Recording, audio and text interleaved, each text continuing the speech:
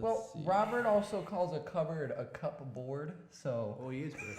That's how it's spelled.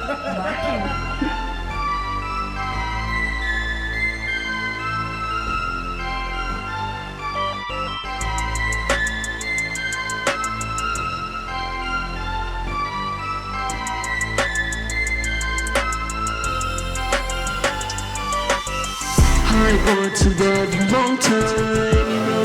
You're my refrigerator girl. I want to love you long time. You're my refrigerator girl. I can stuff you full of goods, yeah. I want to come open you. I want to stuff you full of food.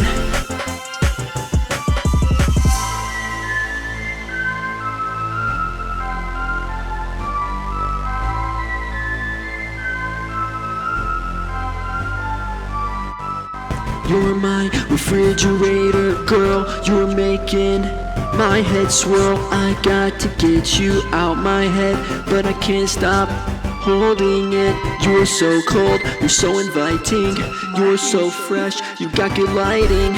You're so bold, you're so heavy, I'll open you up when you're ready. I want to love you long time. You're my refrigerator girl. I want to love you long time. You're my refrigerator girl.